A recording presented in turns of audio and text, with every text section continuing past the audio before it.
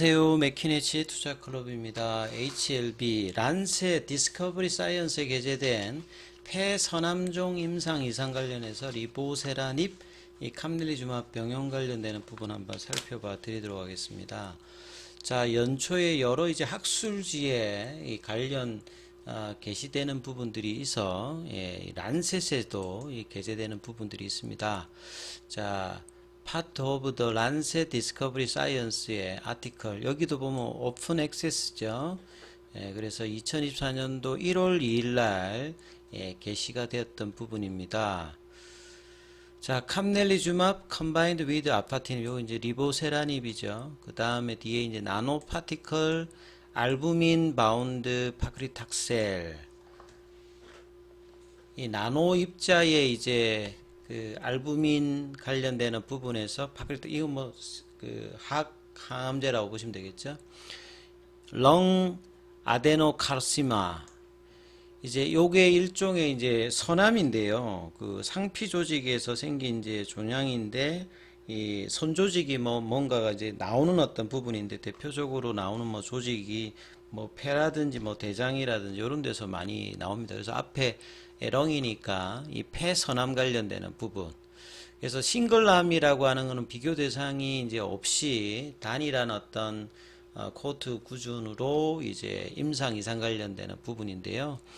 중국 쪽에서 이제 진행되었던 부분입니다. 이게 중국 쪽에서 이렇게 임상이 항서 제약이 이제 많이 이렇게 진행하는 부분들은 임상 비용 자체가 굉장히 뭐 다른 국가 비해서 좀 저렴한 부분들의 이점도 있고, 굉장히 또 인구가 많기 때문에 이런 부분들이 이제 임상하는데 여러 가지 좀 장점이 있다, 이렇게 좀 보셔야 됩니다. 그래서 서머리 내용을 보시면 백그라운드에 이 플래티늄 이제 더블릿 케모그래피, 이 백금 관련되는 부분들이 이제 항암제에 쓰인 거는 한 40년 정도가 되었는데요.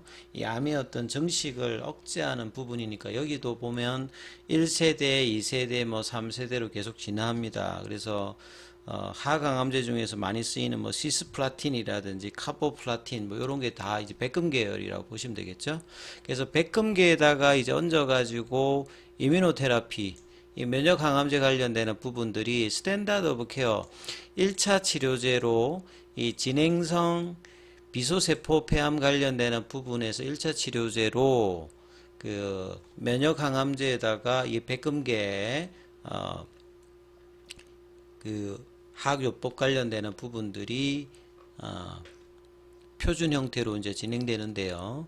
여기에서 이제 그 뮤테이션은 이제 변이죠. 변이 관련되는 부분들의 어떤 부분들 이렇게 이야기되어 있고, 그럼에도 불구하고 오티마이제이션 오브 드락 이제 컨비네이션, 약의 어떤 조합 관련되는 부분에서 여전히 좀 더 좋은 어떤 밸런스, 그러니까 이제 효과라든지 피커시라든지 세이프티, 안전성 관련해서 이뮤노테라피 면역 항암제가 이제 2014년 이후부터 이제 항암제 라인에서 굉장히 중요한 어떤 시대를 열고 있는데, 좀 더 좋은 효과나 안전성 관련되는 부분에서 치료법을 찾기 위해서 좀 더 이제 약물 조합 관련되는 최적화가 관련되는 부분을 찾고 있다. 그래서 이번 임상의 목표가 에피커시, 세이프티, 이번에는 이제 그 백금 관련되는 부분들이 없이 파클리탁셀 관련되는 부분. 그래서 이 납 기술을 통해서 알부민을 이렇게 파클리탁셀을 이렇게 둘러싼 형태, 이게 도세탁솔이라고 보시면 되겠죠. 이 부분하고 이제 결합해서 여기에도 보면 이 캄넬리주마브과 아파티닌. 그래서 캄넬리주마브이 단독으로 쓰이는 것도 있습니다만 최근에 나오는 거 보면 대부분 병용입니다. 그만큼 이제 항서제약 입장에서는 이 캄넬리주마브의 어떤 세계화를 하기 위해서는 리보세라님이 반드시 필요하기 때문에 국제화되기 위해서 판권을 갖고 있는 HLB와의 어떤 협업이 상당히 중요하죠. 그래서 1차 치료제로 진행성 폐선암 관련되는 환자들의 1차 치료제로 이 캄넬리주마브과 리보세라님, 여기에다가 이 항암제를 섞어서 이제 효과를 이제 보는 임상이다 봐야 되겠죠. 그래서 다기간 오픈라벨, 그 다음에 싱글암입니다. 그러니까 비교 대상을 따로 두지 않고 단일한 형태로 이제 이상을 진행했고요.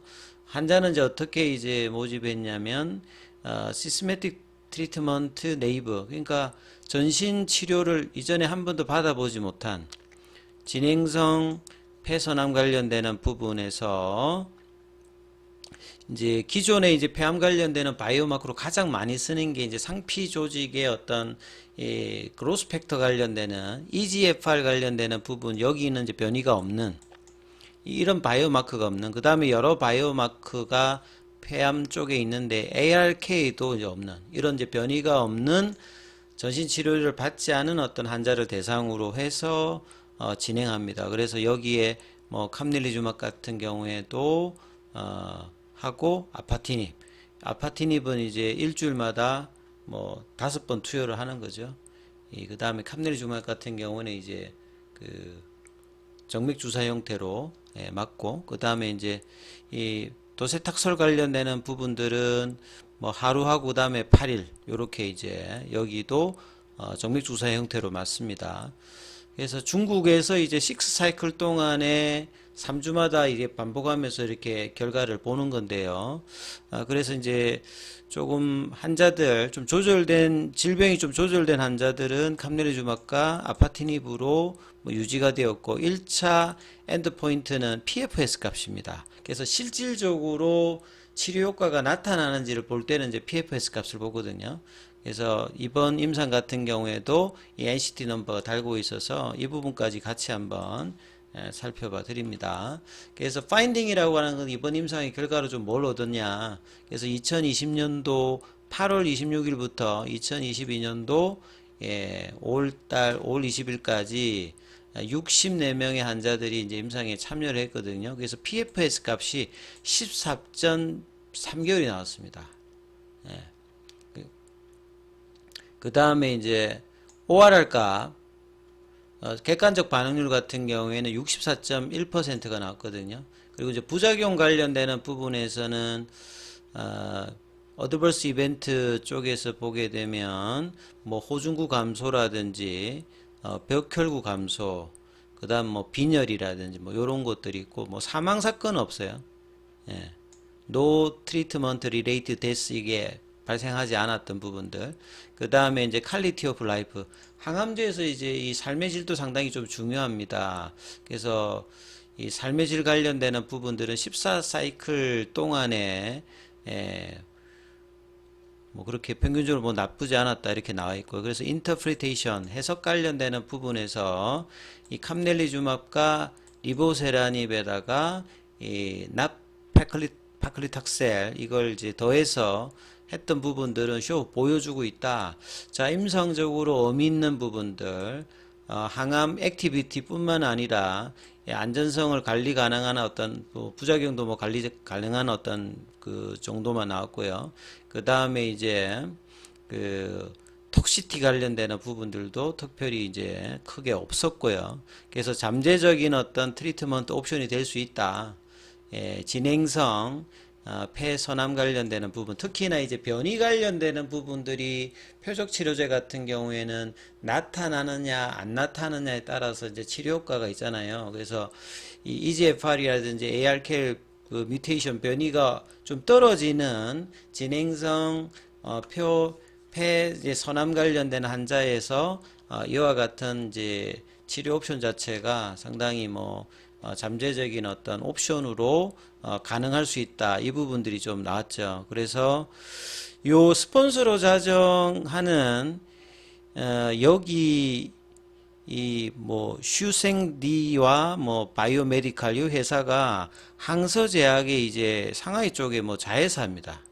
그래서 항서제약의 자회사가 여기 이제 스폰서로 참여를 했던 부분들인데요. 그래서 이제 NCT 넘버로 쳐서 이제 클리니컬 트라이얼.gov에 여기 들어서 확인해 보면 액티브 나 리크루팅이 되어 있죠. 그래서 환자 모집은 더 이상 하지 않는 상태에서 진행되고 있고, 그 다음에 후난 캔서 이제 호스피팔 여기가 이제 스폰서라고 되어 있고요.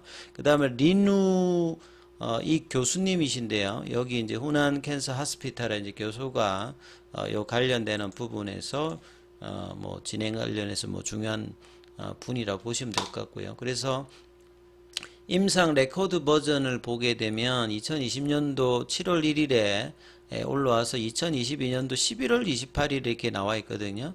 그러면 실제 이제 실질적인 임상은 뭐 요때 2022년도에 뭐 진행된 것 같습니다. 그 2020년 7월 1일이 하고 난 다음 요때가 이제 그 코로나 기간이었잖아요. 그래서 이제 2022년 11월 30일 그래서 임상 상태를 좀 보게 되면요. 초기에 이제 세팅되었을 때는 요 이제 프로토콜 이름이 뭐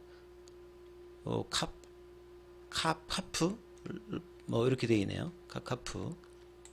그리고 이제 리누 교수님이 제가 찾아보니까 요런 분이십니다. 이 후난 캔서 하스피탈에 있고요. 그리고 콜라보레이터 여기가 항서제약의 이제 자회사라는 거죠. 예, 그러니까 이렇게 이해하시면 될 것 같고요.